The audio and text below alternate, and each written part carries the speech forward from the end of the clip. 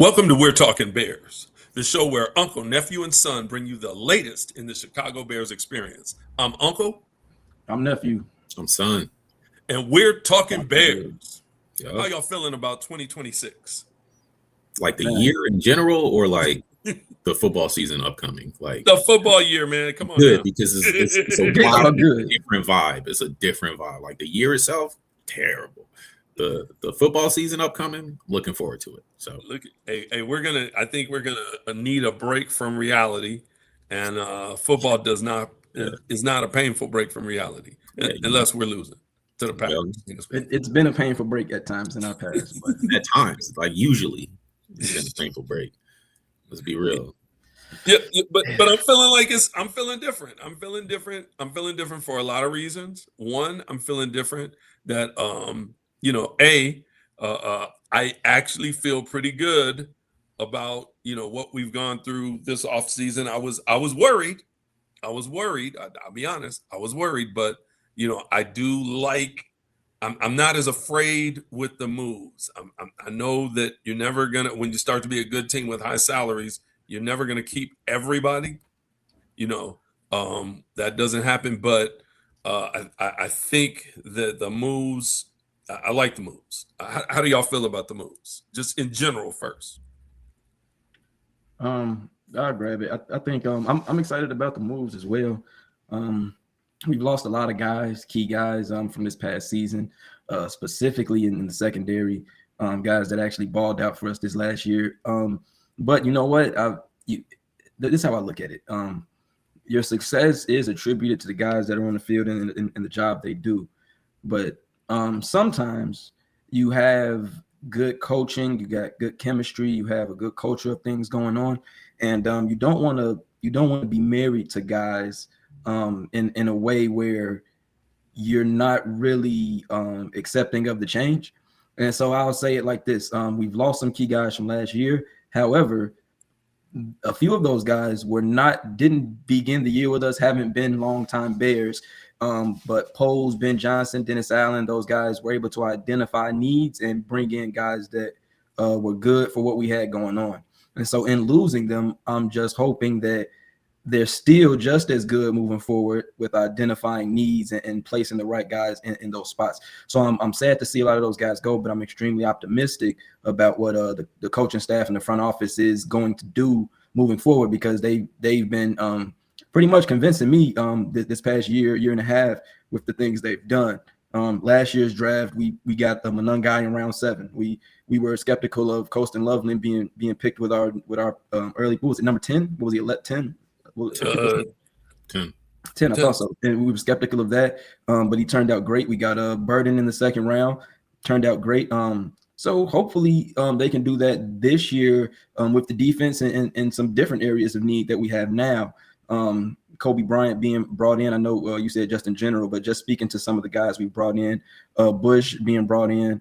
Hate to see Edmunds go, but if the coach Dennis Allen is looking for particular skill sets, and he's getting guys in that he feels fit his scheme, I have to trust him, because this past year he's proven himself in my opinion, with how he had those guys playing. So like I said, I hate to see him go. Guys that made Pro Bowls this year, set league records for the season and takeaways. Hate to see him go, but if we can upgrade and be better, and I know when you lead the league in takeaways, it's hard to imagine what better can look like. But if Dennis Allen and Poles feel like they can upgrade and they can become better, then I'm here for it. Well, you wanna holler at that, son? Yeah. I mean, honestly, echoing kind of what So's just said. Like, it's been quite a ride. The start of last year was not good. You know what I mean? Like in terms of the defense, especially. We won a lot of games we shouldn't have been in. We had the Bengals put up 40 something points on us, and Joe Flacco threw for 400 yards. We had our offenses were tearing our defense up. And Dennis Allen, part of it was getting some key guys back from injury. Part of it was guys kind of learning Dennis Allen's scheme and what they were supposed to be doing. But towards the end of the season, when we started getting ready for a playoff push, man, he had them boys firing on all cylinders, especially the secondary. So losing guys like Nashawn Wright and Kevin Byard and Jaquan Brisker, that hurts. we're gonna feel that impact next year for sure. There's no question about that. But it's about being the next man up. It's about bringing guys in, like you said, with Bryant and Devin Bush and guys like that can step in and do the job and do what they're being asked to do. It's going to be a task for the rest of our team, the guys that are staying, to bring that leadership, to kind of bring those new guys along and teach them the system and make sure that they're where they're supposed to be, doing what they're supposed to be, executing at the high level that we're starting to come to expect. But that's on the coaches. And Dennis Allen's proved he's a good coach.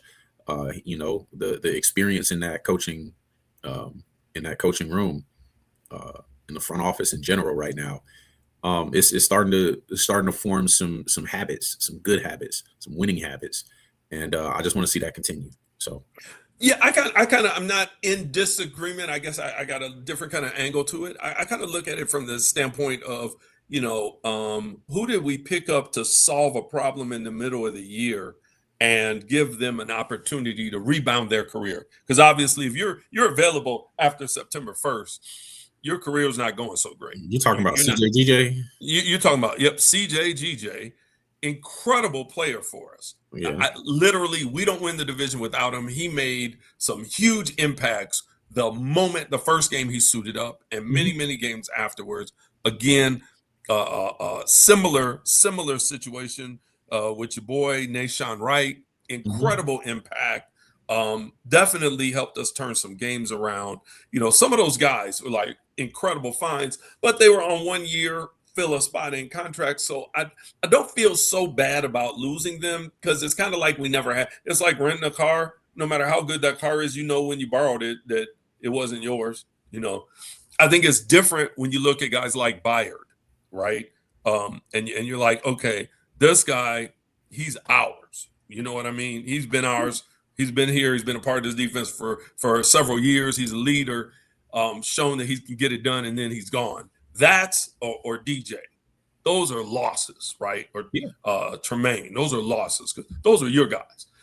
At the same time, I really feel really positive, because one of my dad's digs, your grandfather, one of the digs was letting guys go because of the money and not truly replacing them.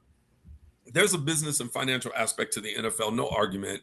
It is a business. Players get paid millions, and owners are billionaires. It's a business. So, but when you look at that, you got 11 guys that suit up, that start on each side of the ball. You can't let 4 or 5 guys go that were crucial to you and not replace them. That's the issue that I've had in the past with the Bears.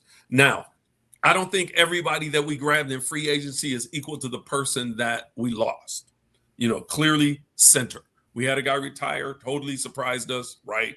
We went and got a center, but they're not equal. They're not, But when you flip it to the other side of the ball and you look at some of these losses like Byard, and I got to say, Kobe Bryant, you could argue that those guys are equal as far as they each one brings a little bit something different. But we're not taking a step back with Byard, just like before. Well, let me push back on this a little bit. Byard and Bryant are a little more different than you're suggesting. I think Byard is kind of, he's a generational ball hawk, like maybe just a step down from a guy like Ed Reed. So like you're talking a guy who has the most interceptions in the NFL since he was drafted. Like there is no better ball hawk in the NFL. So when you say a guy is equivalent to Kevin Byard, I'm going to push back on that. I'm going to say that it is very difficult to make a lateral move from a guy with that kind of pedigree and that kind of instincts. I like Kobe Bryant. I think he's young, he's hungry, he's talented. He just won a Super Bowl. He probably wants to do another. Like he brings some experience of what that big game is like to the secondary. But you're talking about a guy who led the league in picks. Was it 2 years running with Kevin Byard with us? Something like that, or was close to it, if not. So, like, let me defend my argument. Look, I hear you. Okay, that's okay, beautiful. okay. Let me defend my argument. Go ahead. So when we sit back and we look to Kobe Bryant as a replacement for Kevin Byard, one, you have to factor in that Byard's going to be 33 this year, and for his position, 33 is old. He's not an offensive lineman at 33. he's running around chasing 20-year-olds at 33. And So leading the league in picks. and well, last year, right? Last year, we'll see if Did he do it this year too? Okay, so but again, there's eventually going to be a fall off. Is it this year? Is it next year? We don't know yet. Time will tell, right? So Bryant could be still on the ascending part of his career. He's only 26, so you got to give him that. Secondly, Byard's not the greatest cover guy. We saw him get burnt also. Like if you get stuck and he's one-on-one against a really good or a really fast receiver, that guy's catching the ball. Now, he may not get into the end zone, but he's catching the ball and he might get a lot of yards. We saw that many times last year that, and I think that Kobe Bryant's game is suited more to that one-on-one coverage situation, whereas he used to be a cornerback. He came in the league as a corner, got transitioned to safety, and has picked up 7 picks in his first 2 years playing the safety game. He's also got 7 forced fumbles through his time, more of them towards the cornerback time. But so he's not Byard, but he's turning the ball over. And in his 2 years as a safety, he's got 7 picks. If he continues to ascend, if he gets 4 or 5 for us as a safety, that's really good. It's not Byard. Byard was 7, but it's really, really good. And if he does better in that one-on-one coverage against the tight ends, that can make a huge difference. Because we were boom or bust defense. We gave up a ton of yards and then we take the ball away. If we can kind of adjust that a little bit so teams aren't running us up and down the field and we still have 80% of the ball hawking that we did, but we give up only 85% of the yards, I think we're a better defense. Don't get me wrong. I'm with you. I understand where you at. It takes a lot of a lot of different things to be a successful safety, right, in this league. And I feel like Kobe Bryant definitely has the potential to be a very, very successful safety for a very long time. So not upset at all with the signing.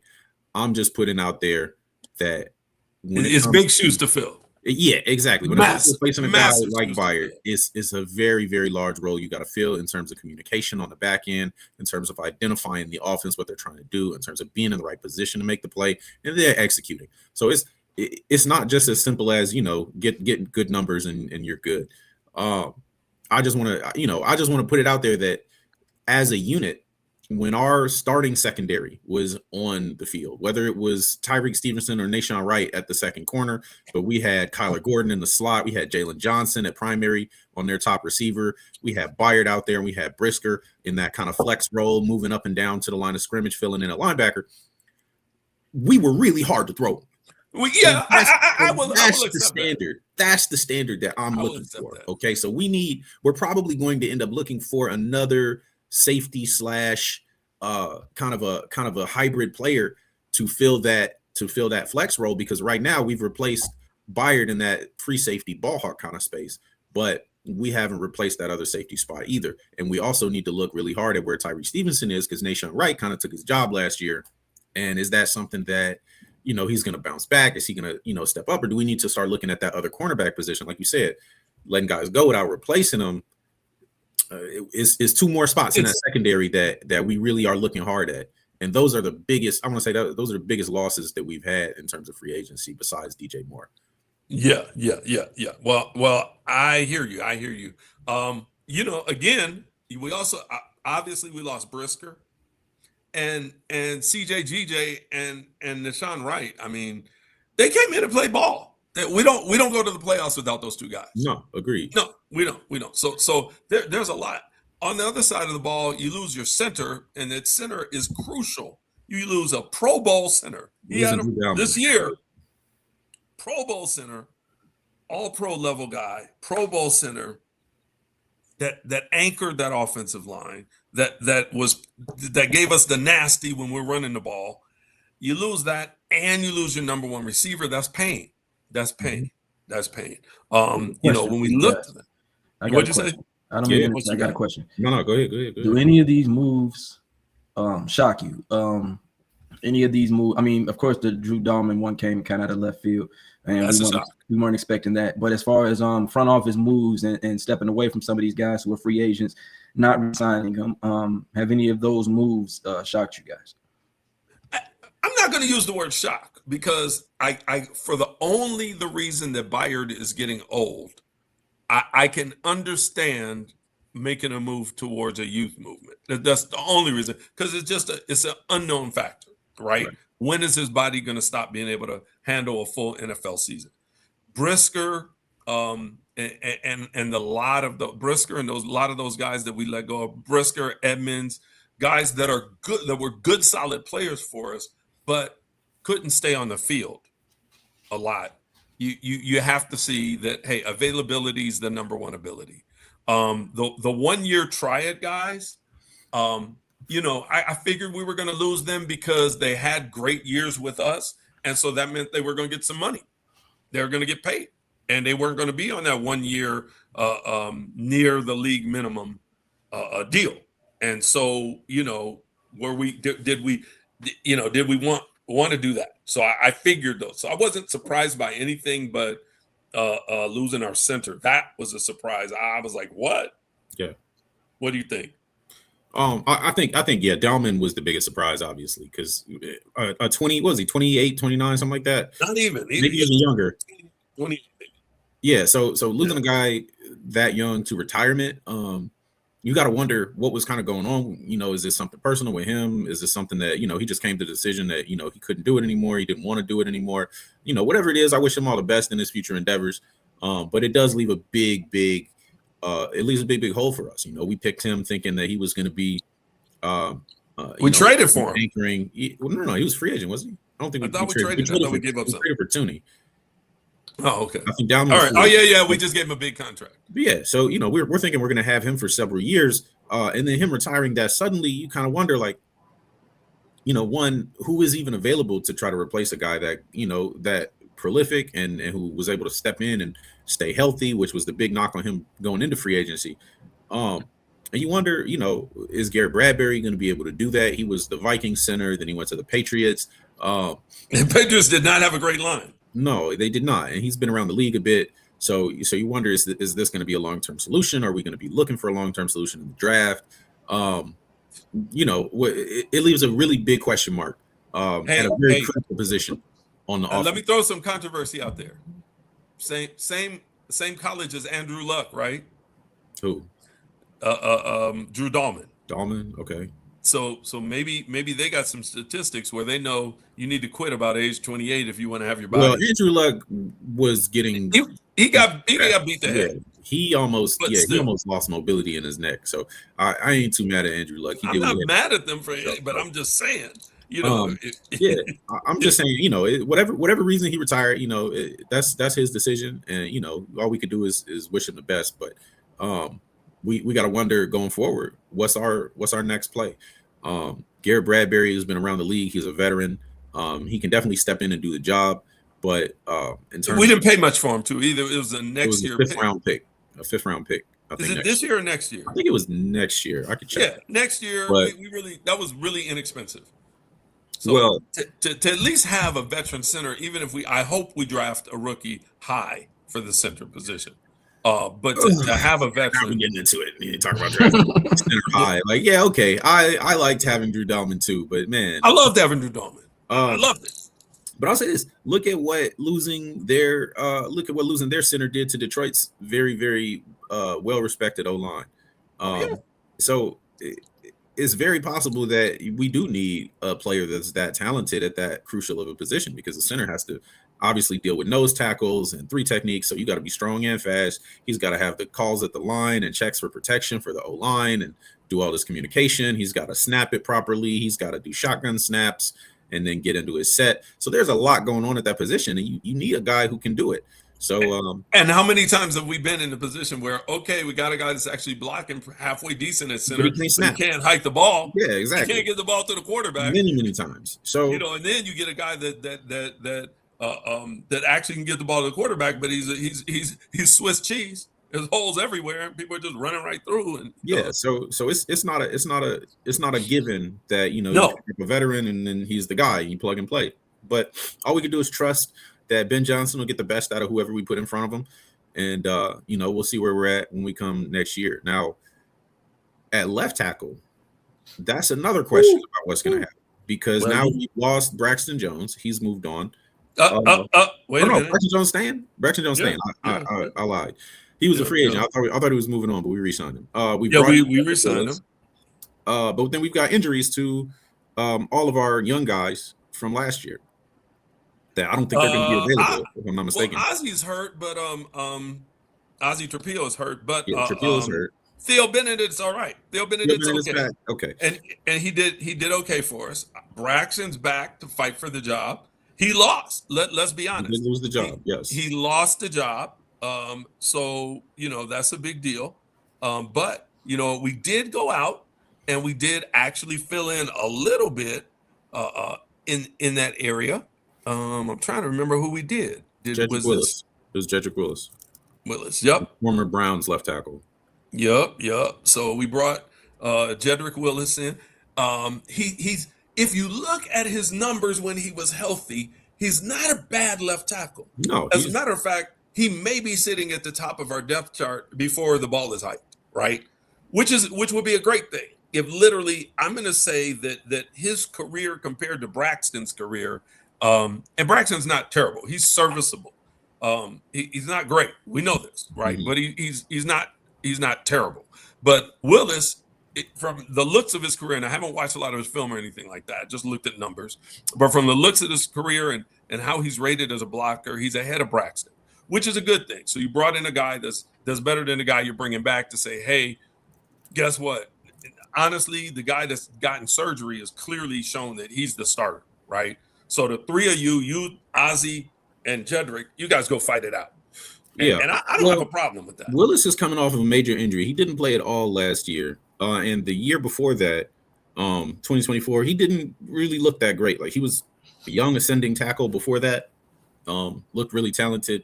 But these injuries seem to be kind of sending him the wrong direction in terms of his career arc. So hopefully he can have a bounce back here with us. Hopefully he's back to full health after taking that year off. That would be the ideal situation. But honestly, between him and Braxton, it's hard to really say. I don't think either of them look like a long-term solution from the information we have today. No, we got them both cheap. And there's a reason we got them both cheap as left tackles go. Yeah. Because there wasn't this long line at their door of people looking, saying, hey, I want these two guys. Ozzy, I think, still is the number one left tackle we've got. And I would love that he had never went down, right? Because he was balling. He was balling. He was getting his job done, man. He was protecting Caleb's blind side, and he was decent at run blocking. And what else do you want? Yup. So, man, hey, but one of the people that we let go, DJ Moore. So DJ Moore was on the lowest year of his season. DJ Moore over his career averaged more than 1,000 yards every season. He even averaged more than 1,000 yards in his 3-year stint with the Bears. However, last year, being just over 600 yards was literally the lowest average that he's had. Including his rookie year. Any year. That's the lowest number of yards that he's had, period. Yeah. So, it's absolutely, it's he's hard to replace. But this is what we did. And at first, when I looked at the numbers, I'm like, Khalif had a 600-yard season last year, but that was his best season of his career. And he's not young. He's I think 31. And so, I'm like, I'm not expecting him to come in and be the number one wideout. He's not. He's not a number one wideout. But he's probably a real solid number 3, which actually helps. You're misreading something. You're misreading something, sir. Well, wait, I was getting there. Okay. I was getting there. But when I watched the film of his kick return potential and the things he's done as a kick returner, even against the Bears, I'm like, this guy as a kick returner is a weapon. That's what we brought him in for. Right, but he can still be a number 3. He's a decent gadget receiver. He's a decent gadget receiver. Yeah. But as a kick returner, he is a weapon. He is one of the most dynamic kick returners that's out there right now.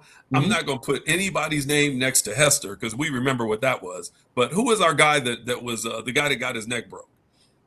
That played with Hester. You talking about Johnny Knox? That was his back. It was his back. His back broke. Right, Johnny Knox. I would say this guy is equal to or better than Knox as a returner. I mean, he's going to get some. I'm going to say I expect at least one TD return this year, and I expect several long flip the field returns and a lot of just good returns. Yeah, man. And you're talking about some of his film when you look at it is him just catching the ball on the 10 and making it to the 30 by hook or by crook. And whereas you can say, well, it's only 20-yard return. Yeah, but he had to fight for all 20 of them. And starting at the 30 is not starting at the 10. Yeah.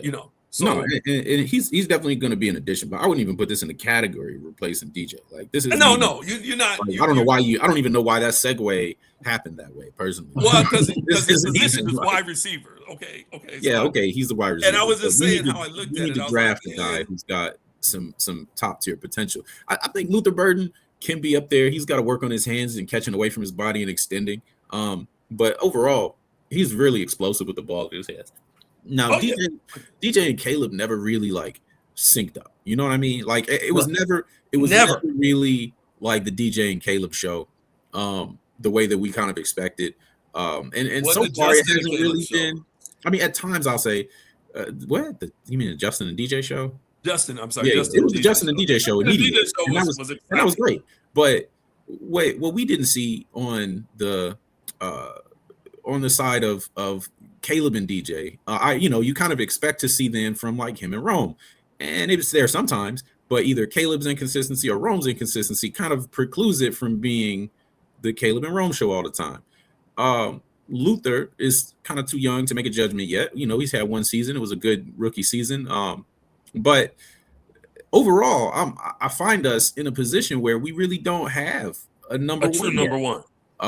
And either that's a problem that we have to go out and solve, or we just have to trust guys to develop. And, Ben Johnson's offense is a complicated system, and it's going to take some time for guys to learn. But at the end of the day, he's got to make do with the talent he has. And obviously DJ was a talented guy, and he couldn't really make him the weapon that he should be. I think he's going to go ball out with Josh Allen. I think he's going to ball out. He's going to ball out. So then what's the issue here that is causing our receivers to not produce at that level? Because when Ben Johnson was in Detroit, Amon-Ra St. Brown produced just fine.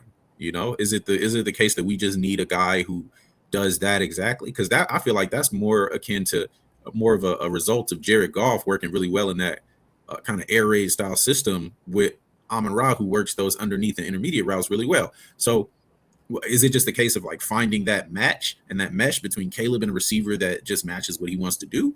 Because if so, who is that on our roster? Well, I think Caleb's got to grow, man. Caleb misses too many of the easy passes. I agree. Which makes it it takes the pressure off the defense. It also takes away, targets. Literally, I mean, even if you were targeted, but you're targeted and it's all practically uncatchable because it's driving into the ground. I don't even know if they count that as a target, or at what point is a pass so bad it's not counted as a target. I don't know what that metric is. If it's in your vicinity as a target, but it may not be a catchable target. Exactly. So, and Caleb throws a lot of those, especially on short balls.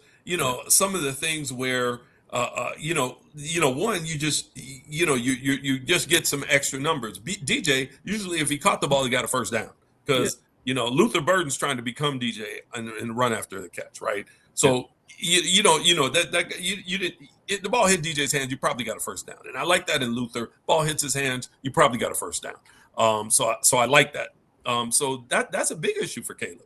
As much as it doesn't seem like a big issue, I mean, he can create magic, but can he do the regular thing? And honestly, if he was better at the regular thing, he would have been a 4,500-yard easy quarterback. Yeah, because he left a lot of short passes on the table. Yeah, it's just his first year or first full year in Ben Johnson's offense.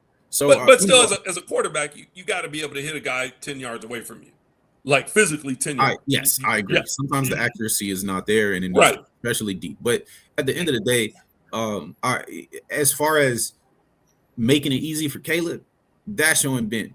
You know what I'm saying? He's got to do that part, and I didn't really see him do that with DJ. I didn't really see him do that with Rome. He kind of works a little well with Luther Burden because Burden's got that quick shiftiness. And once Burden started, really understanding the offense and was out there a lot, he started getting a lot of targets and he started producing a lot. And he wasn't totally consistent because he's a rookie, and rookies still got a lot to learn about the game and what defenses do when they try to focus you and try to take you away. But as he grows, I think he's going to try to take that role. I think he's got the best chance out of anybody we have to take that role as that number one. Do we become the Kansas City Chiefs through their runs where Kelsey was the number one target? I hope not, personally. Because Loveland last year was the number one target. Loveland last year was a huge surprise as a rookie, and I will forever because you didn't that I did not like that pick. I did not like that pick when we took him. You were flipping. You know what? That's why they get paid the big bucks to make decisions like that and make calls like that where people don't have all the information, but they do. You know what I'm saying? So I'm glad they ended up even. They ended up pretty much even. I think Loveland got more tutties than your boy. And if he continues that pace of production, actually he would have to even increase that pace of production that he had even more, just to justify a top 10 pick, because you're talking like 700 yards or whatever that he had. Like, that's great, but that's not top 10 pick production yet. You know what I'm saying? Brock Bowers was picked a spot before that, or a spot or two before that the year before, and he put up like 1,100 yards. Yeah, but so tight end had over 1,000 yards his rookie year. Brock Bowers. Yeah, before him. Right. This is. I'm not saying he has to be that. I'm saying that the bar to be justified as a rookie, as a top 10 pick, Loveland met and exceeded it. The bar to be justified when you're going in for your second contract and we're going to have to pay you $60-70 million at that tight end position and keep you for another 4, 5, 6 years. Your rapport with Caleb has to be so unassailable that we don't question that money. Yeah, for sure. He has to. So the bar that he is going to have to clear. Now, he's had a great rookie year. I think he played fantastic. I think he's talented. The kid's got some juice for sure. But in terms of him trying to take that number one spot and be that guy, he's really going to have to step up his game yet again. And he was already playing at a very high level. So we'll see. He's got to be able to play during the playoffs because he sucked in the playoffs. The first game against the Packers, he played well. I mean, yeah, but you're right. He played well against the Packers. By the time we hit the Rams, he was the Rams game he wasn't terrible. The Rams game he wasn't doing it. But he dropped enough passes to ruin his average for the year on drop passes. It was abysmal. Yeah, I was a horrible game. It happens. He's gonna learn. He's gonna learn how to keep his focus. Hey, that was a learning lesson. It's 8 degrees outside. You're on your 20th game of the year after playing the whole preseason because you were a rookie. So you're really on your 23rd game of the year. And it's 8 degrees outside. Your body's worn out. Your hands are worn out. Your mind is tired. In your head, you're at home in your college dorm. So yeah, like I said, Loveland's going to continue to improve. Almost every rookie does. At the very least, he's going to get more comfortable and more confident in his role and what he knows he needs to do. He'll be thinking less and playing faster. So hopefully that turns into more targets, more catches, more touchdowns, and more offense. But it's just a high bar. It's a high bar. He's got to go up from already a fantastic rookie season. That's going to take some time and some effort. All right. Hey, jumping back in here, nephew. What do you think about this Devin Bush pickup? Man, great pickup in my opinion, man. Especially after moving away from Edmunds, I feel like this is a great pickup for us. Edmunds was one of those key guys in our defense. A guy I liked a lot being here, but I feel like Bush is going to be better for us, especially in coverage, things like that. He's much faster. He's Justin Fields fast. He ran what, a 4.43. Yeah. He's at 230 pounds. He's Fields fast for a 230-pound guy flying. He's faster than the safeties. Yep. Yeah, I mean, he can cover ground and he's willing to hit.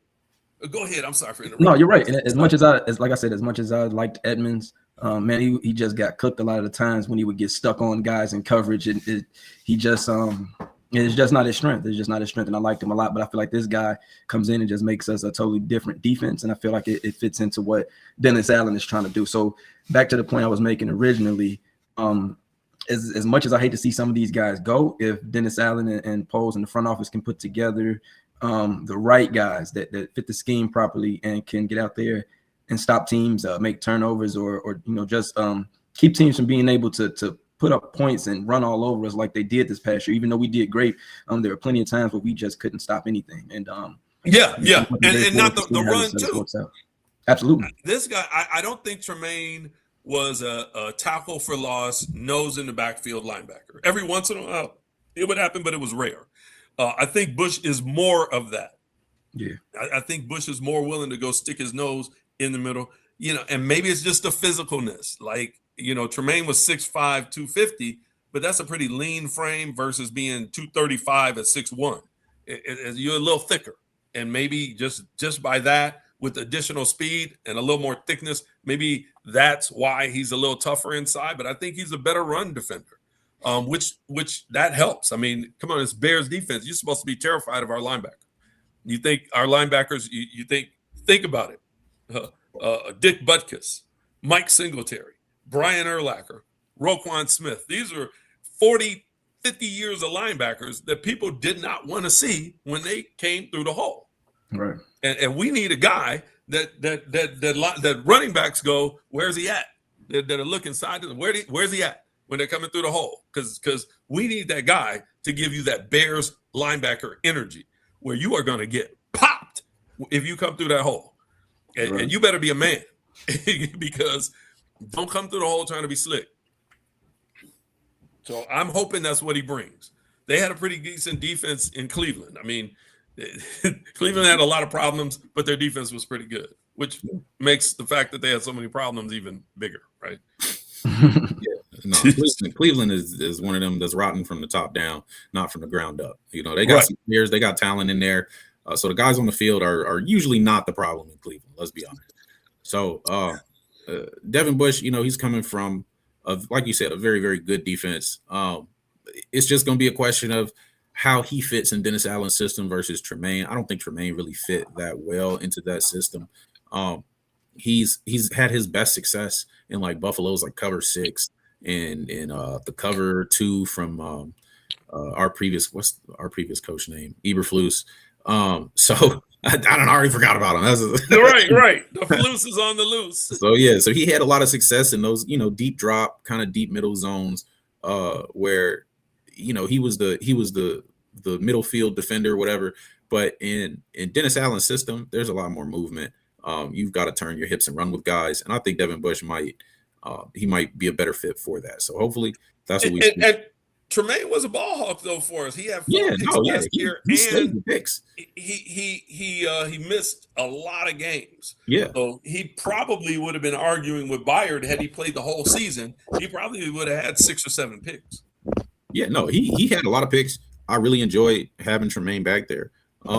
Devin Bush can cover though. He can just cover. He doesn't get as many picks. I don't think he has the ball skills Tremaine had. And Tremaine was an underrated athlete too, because a lot of his picks were like a deflection, and he's like diving through traffic and catching that ball and cradling it and coming up with it. So it was hands. It was like overall athleticism for him, and it was awareness how he generated his interceptions. And we know for a fact he got one stolen from him in that. Oh boy, did he Niners game. Criminal.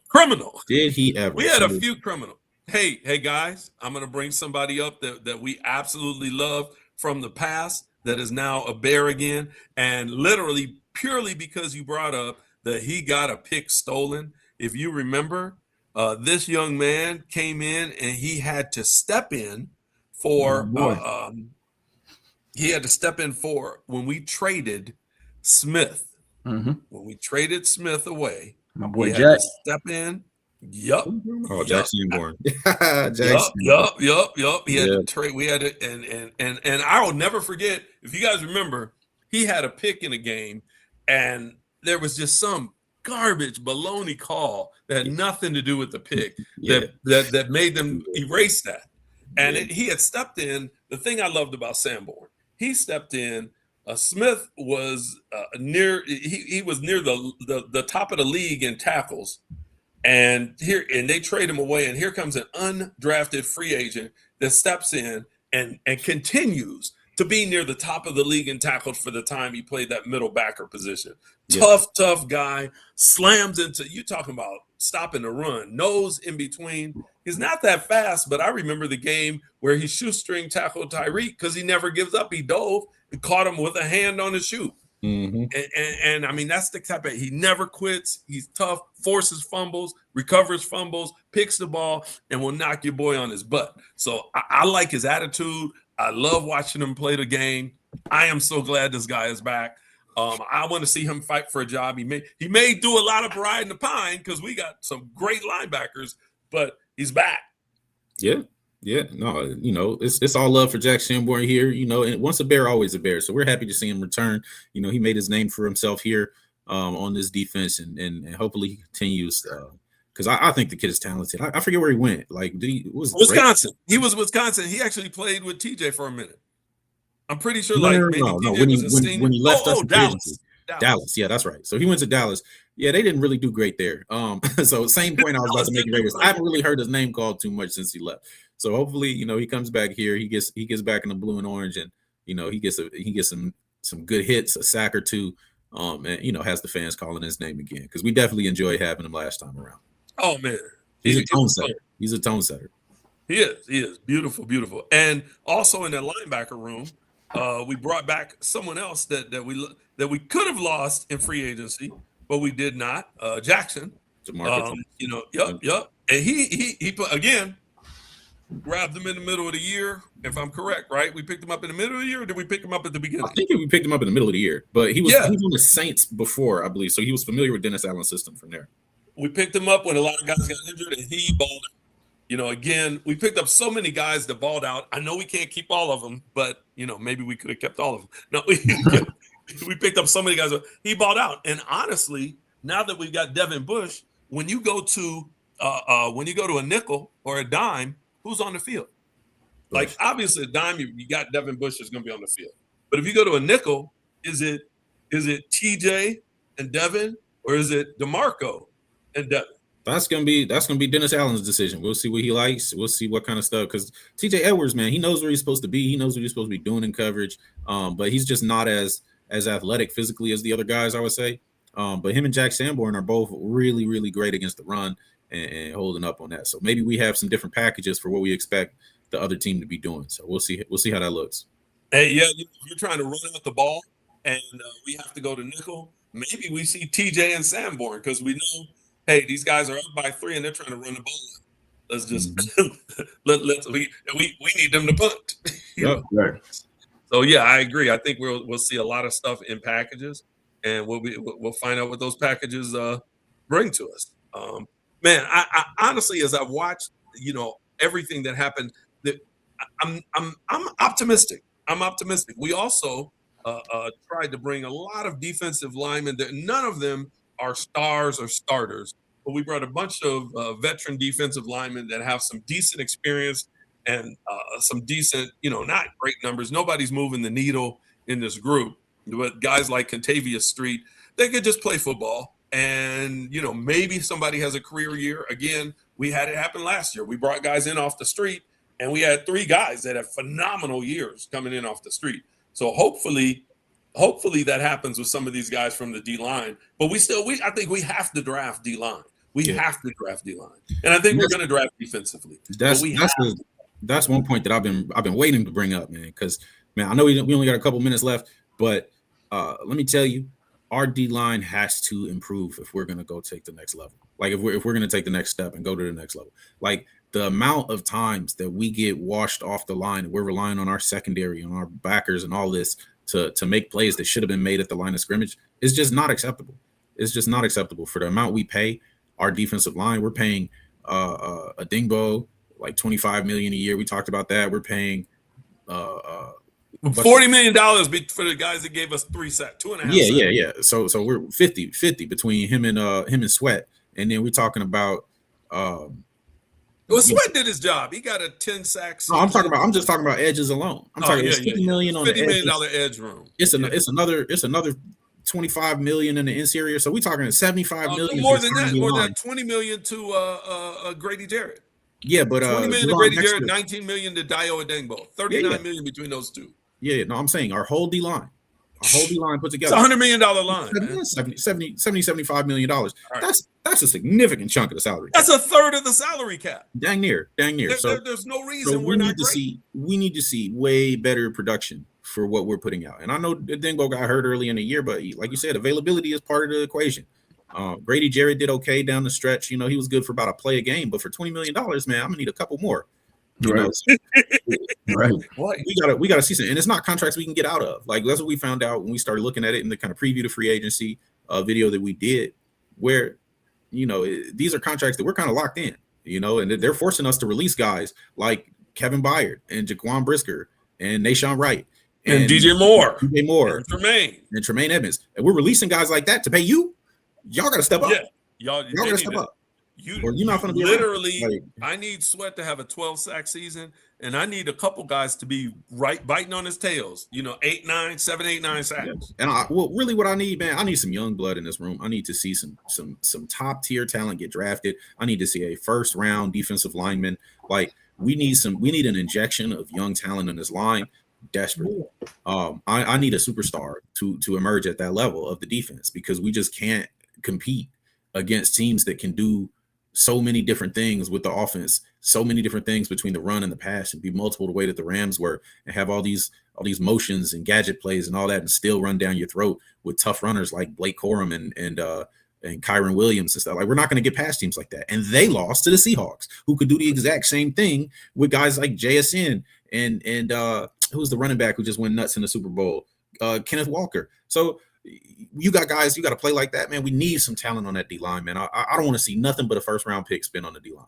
It's enough talented linemen. This guys, this big old giant 6'5" DNs running 4.4s and 4.5s out there. Please get us one of them. Please. Yeah, I agree with you. It deserves a first round pick. We haven't given it the time, and we got 2 seconds. So I'd say first round pick, give me a D lineman. One of the next pick, give me a center, and the next pick after that, give me another D lineman. Yeah, literally, I would have a first and a second spent on a D lineman. Then you want to play around with the rest of the picks, have fun. Yeah, but honestly, give me a situation where we got to cut somebody. Put me in a situation where we got to cut somebody, because absolutely. What we getting ain't it.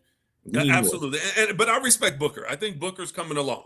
Booker played fantastic down the stretch, but again, the knock on him is the run defense. He got to be sturdier against the run. He's great against the pass. He swatted so many passes. Just from the perspective of, he almost came up with a sack a game since he came back from injury, and then almost came up with a PBU a game to go with it. That's crazy.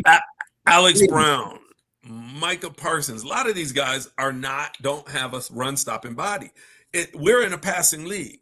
We got to get to the quarterback. Yeah, I'm not saying, hey, you're a situational rusher. We do need a guy who's out there that when you know the other team will run. I don't think he's small. Like, I mean, he's like 6'5", 245. That's not a big offense. It's really that light. That's crazy. Yeah, he's smaller than a tight end. Like, our tight ends are bigger than him physically, size-wise. 245. So yeah, so he's thin. He could almost play basketball. Yeah. He's almost a basketball player. Yeah, he needs about 20. He get 10 pounds of muscle, he'll be in a much better position.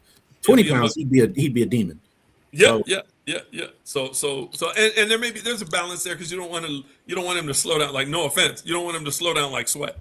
Yeah, Sweat's got the size, but he don't spring off that line too fast. No, So even if if he comes back at 252, I'm happy. I'm happier. Like, get out of. But yeah, get out of the 240s, because you're a linebacker weight.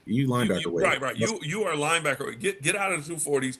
Get into the 250s. Let's just this year get into the 250s. Let's see what he can do with 7 or 8 pounds more muscle. And I think he was coming off an injury a lot last year. Like, he didn't play until week 10 or something like that, week 9, 10, somewhere around there. So he definitely had some recovery to do. And this offseason, he's going in healthier. He'll be able to spend a lot more time just focusing on improving, bulking up, getting his strength to where it needs to be. But that's what I need to see from Austin. Again, he could be really, really, really good. Like, I love his moves. I love his tenacity. I love his speed and his burst off the line. I love his length, the way he gets into tackles, into their pads, and is able to fight them with his hands. But man, you just can't get moved off the ball like he does. Well, you know what? I'm still going to say this. Look, if we can keep you into 3rd and long, and we can send Booker after you on 3rd and 4th and long. I love to. Yeah. Man, come on, let him. He might have a 10-sack year just on that. Yeah, go get him. He can do that. Go get him. You can do that all day. Right. Cool with that. But you got to have somebody that's that first down guy to get them backed up. You know, you can't get run all over every down. Yep. And that was last year. We were getting run all over every down. That's correct. Yeah. Hey, it has been a busy free agents. I didn't think we had the money to do this. We moved money around. The draft is coming up. It's going to be a busy draft time. Hey, man. We still need some more money, to be honest with you, but I'm sure they'll make some more adjustments. They'll make some more moves. There's more moves. Yeah, and look for us to put up a video going into the draft. You know, we like to put a little preview video up, and then we'll do a review of everything we do after. So thanks for staying with us. But man, going through the offseason, going through the motions, it's going to be a long time for our football is back, but it's going to be a lot to talk about here. Absolutely. Hey, well, I'm Uncle. I'm Nephew. I'm Son. And we're talking Bears. Bear down. Always bear down.